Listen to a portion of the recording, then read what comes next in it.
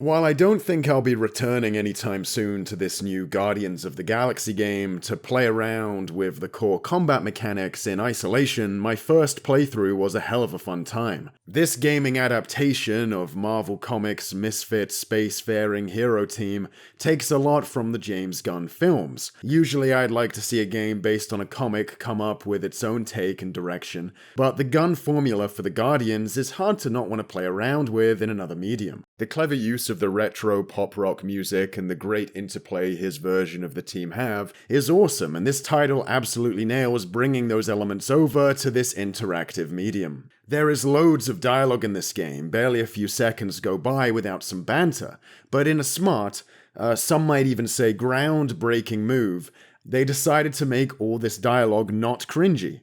Drax the Destroyer, convicted serial murderer and galactic war hero, often grumpy. Last and definitely least, Peter Jason Quill. That's it? That's all you wrote? It was a character limitation. It's not just that the jokes are for the most part actually funny and cleverly written, it's that the game uses the medium to tell jokes you couldn't tell elsewhere. The game reacts to your behavior and gameplay to crack a few yucks sometimes, which is cool to see. One for me! That point don't count before that! Very cool. Come on, this way. Okay, wow. That's just blatantly gonna ignore me and go crawling into a dead end. For your information, there's an escape hatch back here I could totally use to run away. But out of respect for your authority, I'm gonna, ignore it. Optional areas off the beaten path of this linear and dense adventure are given considerable spit and shine with unique dialogue and interactions of their own. Combat has some Platinum Games DNA to it with slow-mo power slides and dodges, but focuses more on commanding your team to perform various attacks with situational effects. You only directly play as Star-Lord, but your team factors into gameplay enough to make victories feel like a team effort, as you deploy each team member appropriately at the right time to inflict massive damage on the battlefield. The attacks on offer are varied enough to create pretty cool spectacles of chaos, so there's room to get creative. The main downside is that your teammates and even some of your own attacks are dependent on cooldown timers, and this way of dealing with real-time action combat just never sits right with me. It's boring sitting around in a fight waiting for some ability to come back online with no immediate proactive way to get it back online faster. I usually think allowing players to use abilities as many times as they want by either making the moves less powerful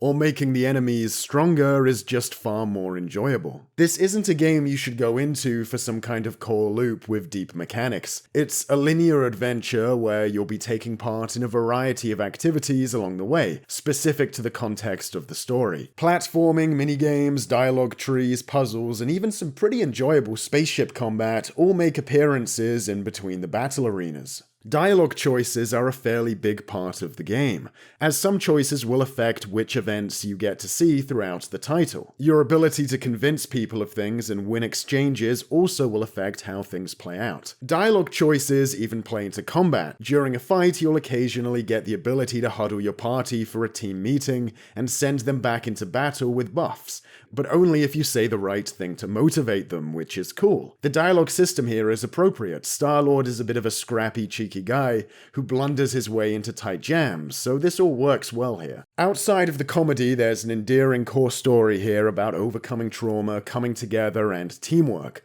all of which is effectively conveyed by spending the first half of this game highlighting the team's shortcomings, that they then have to work on in the second half if they're going to become the best versions of themselves that can do things their early game counterparts could never do. Regardless of which remixed series of events you get based on your choices, the core story is enjoyable and fulfilling. Usually I'm not into the kind of games that pace themselves with segments of mundane, scripted connective tissue, where you hold forward while listening to people talk. But Guardians did get away with it for me on that first playthrough because the dialogue was good enough and the characters entertaining enough. And that's rare to see when it comes to this type of game for me. There's a lot of polish here to not just make the environments look dense visually, but in terms of the density of the extra pieces of narrative you can find too. From those optional paths that lead to secret conversations, to unlockable costumes having flavor text written from the characters' perspectives. Despite the different events you can trigger each time you play through the game,